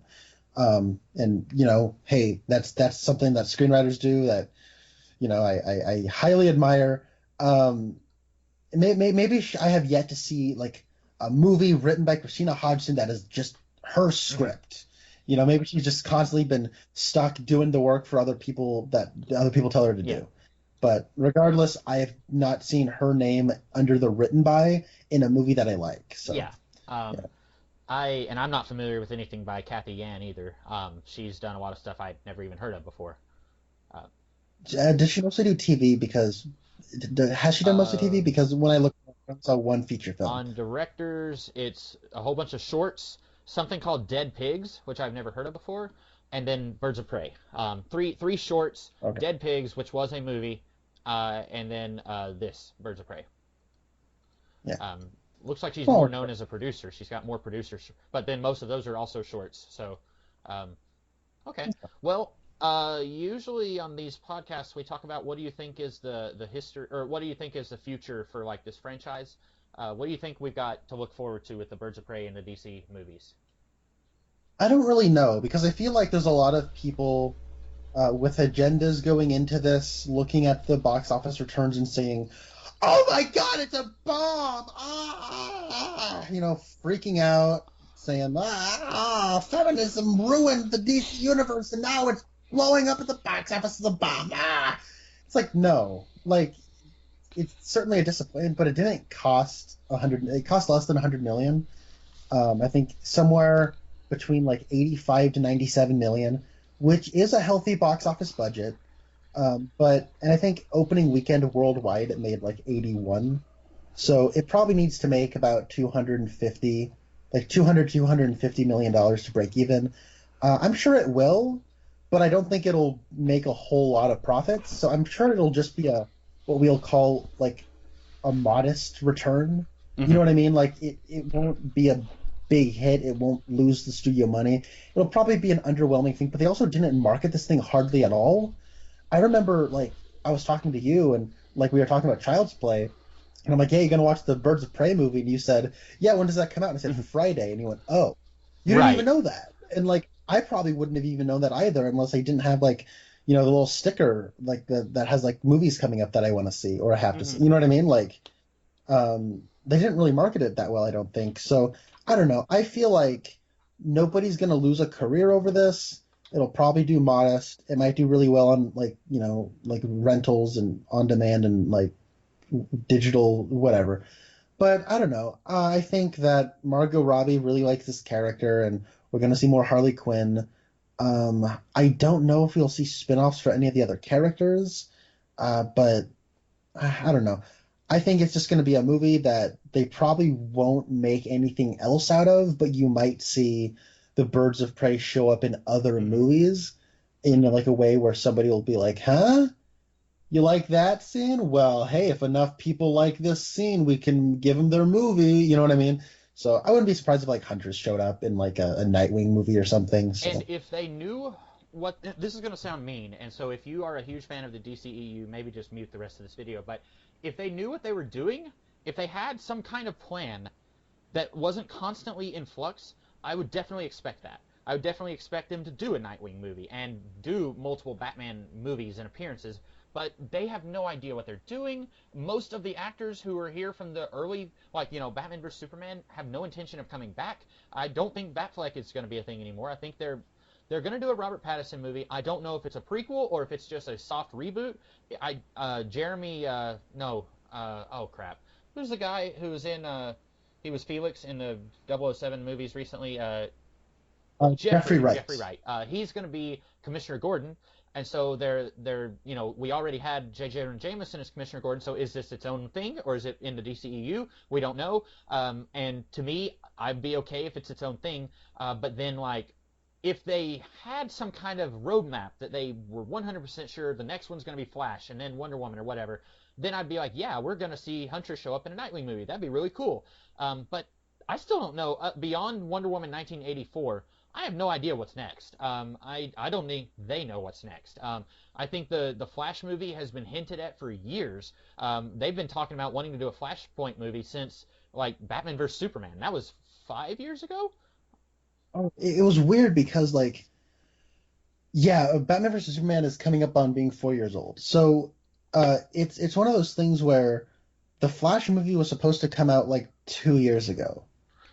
I think it was supposed to come out in like March of 2018.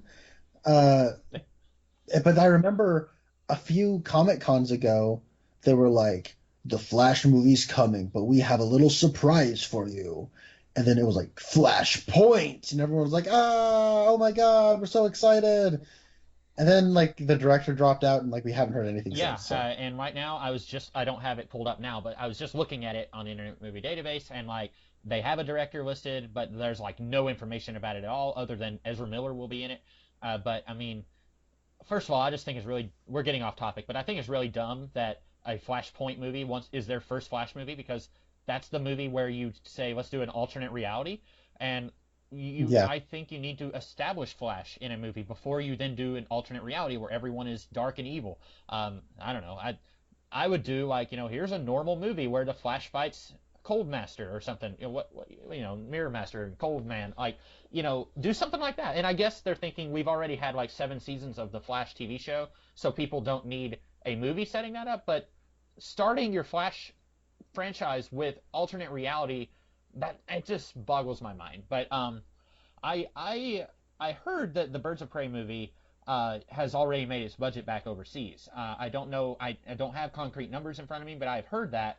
And I'm sure it will do well enough that they'll think there's something here. We can follow it up in some way. I heard a rumor, and I'm going to put huge air quotes around rumor, that they want to do a Harley Quinn trilogy, and this is the first one, and then they'll do a Gotham City Sirens with her and some Batman villains like Catwoman and Poison Ivy, and then they'll do Birds of Prey versus the Gotham City Sirens. I would put very little trust in that because we're already doing Catwoman is going to be in the Robert Pattinson Batman movie, and that's possibly a prequel. It's going to have Zoe Kravitz as Catwoman. So are they going to just say, yeah, that's set in the present day. Let's have Zoe Kravitz be in the Gotham City Sirens movie? Like, I don't trust them. Like, I don't think they know what they're doing yet. So while they probably Yeah. DC and plan should not be said in the same no, sentence together. and it's a shame because I like characters from DC Comics. It's just that a lot of times I'm disappointed with the stories that they're in. I hardly read anything from DC anymore from the comics, and I'm sure there's some great stories there. It's just not my cup of tea. I stopped caring about the DC universe as a whole when they did the New 52 forever ago. So like these days, the movies is pretty much where I go, and then I'm usually disappointed with those too. Yeah. Well, they have sort of stuck true to their. I remember back when they had that big, you know, shareholders meeting where they revealed like I think it was 2014 when they were like, look at we got all these plans. We're gonna do 2 movies a year. It's gonna be Batman versus Superman and Suicide Squad in 2016, and then moving forward we're gonna have 2 movies every year. So I don't know about you, but I'm very very excited for this year's Cyborg movie and next year's Green Lantern Corps movie. I'm really holding out hope for those ones. But they have made 2 movies a year because this year we got Birds of Prey and Wonder Woman. Last year we got Joker and Shazam, and the year before that we got like Aquaman and Teen Titans Go to the movies, which does count as a DC movie. And I mean, I like Teen Titans Go to the movies more than I like Birds of Prey. But hey, Teen Titans Go to the movie was not a bad movie. I've not seen Teen Titans or Teen Titans Go. I've not seen either of those animated series, but I did find that movie cute enough. So yeah, it was no And Aquaman because Aquaman is a once in a lifetime sensory experience. So, yeah. um, so yeah, I'm assuming that, like you said, they don't have any plans, but they're going to look at the numbers. And they're going to say it did just good enough. We want to do something else, but they don't know what at this point. Yeah, I think Maybe I agree, but I don't think they'll do a Birds of Prey film next. I think you're right. They'll probably do a Gotham City Sirens, which I thought was already going to happen because David Ayer said, "I'm not doing a Suicide Squad sequel. I'm doing," which they also said would happen, but I'm doing a Gotham City Sirens movie. And that was like, okay, but then I haven't heard anything about that for years. And I guess they are making no. a Suicide Squad movie that's sort of a sequel, but not really, and that's James Gunn's The Suicide Squad. So Yeah. I don't know when that's coming out, but it's got Nathan Fillion as Arm Fall Off Boy, so I'm very excited to see that. And I mean that honestly. That probably sounded like I was being sarcastic. No, but I'm serious. No. That sounds great. I didn't know he was going to be that character. Yeah, so it's a shame because if they did just a regular Birds of Prey movie with Huntress, Black Canary, Renee Montoya, maybe throw in Barbara Gordon if you figure out what the Batman timeline is like in this world, that'd be a great movie. I think have these characters interacting with each other would be fun. I just that this isn't the movie. It's like I guess you get a C minus for effort, but maybe next time, now that the groundwork is laid, maybe we'll get a better movie. But I don't like you. I don't think they'll do that. Yeah, I agree. I guess C minus probably the best score I'd give this. Yeah, probably like what if a C is a 5, I'd give us like a 4. So a C minus is probably accurate. Yeah. So we will be talking in the next few weeks about Blue Velvet, which is a movie by David Lynch from the early 90s, and that is connected to mid 80s. Okay. So pre Twin Peaks, we've talked a lot about Twin Peaks on this channel, and so we will be talking about Blue Velvet in a few weeks. I'm going to try and get around to watching it pretty soon. And so that will be the next thing Connor and I talk about. What is the next thing in theaters that we'll both be talking about? I am not sure. I was trying to look that up, to see if there's something you like that will be, something that you'll go to see. I mean, there's Black A, but let's look at the March and April release schedules. I'll definitely be seeing Black Widow. Another lady film that I think I don't know, but I think it might be pretty good. It looks like it'll be fun. Oh, Maybe which one? Which one? Black Widow. Oh, yeah, yeah, yeah. That stars Scarlett Johansson and Florence Pugh, who were just nominated in the same category at the Oscars for Best Supporting Actress. Oh, so And then Scarlett was little also little. nominated for Best Leading Actress as well. She was nominated in both categories. Oh, We're gonna watch Wonder Woman, right? yeah. Yeah, okay. When's that one coming I out? think that's June. Yeah, it's June. Um, there's James Bond, No Time to Die. I don't know if you have any interest in that, but there's I do, but New not in theaters because I'm still. Oh, go ahead. New Mutants is the 3rd of April. So Oh yeah, I'll be watching that. Yeah, so that was that's the New Mutants trailer was actually my favorite part of this movie. Are you gonna watch Bloodshot with Vin Diesel? Absolutely not. I actually really like the Valiant comics. I have like not even kidding, probably 70 Valiant comic trade paperbacks. I'm a huge fan of that stuff. That movie looks like hot garbage. I would Vin Diesel's probably the last person I would have cast to play Bloodshot. Nice. I no thanks on that one. Maybe it'll do good. But no, Valiant, just stick to the comics. You're doing great there. Don't try to do movies. That no All thank right, you. so it looks like April 3rd is when New Mutants comes out. So I guess that'll be the next one we talk about. Cool. I'm looking forward to that. I know that movie has been getting crapped on a lot because they delayed it like 3 times, but I think the movie genuinely looks good. I think a lot of people want it to fail because they want to go ahead and see the X-Men characters get integrated into the MCU, and I don't think this is going to be that. I hope it's not. I would rather this be the swan song of the X-Men as opposed to the beginning of a new X-Men era. I would rather this just be its own thing. I hope it's good. It looks great. I think the premise looks really interesting. But I guess we'll talk about that one in April. Yeah, sounds good. In the meantime, do you have anything else about the Birds of Prey Nope.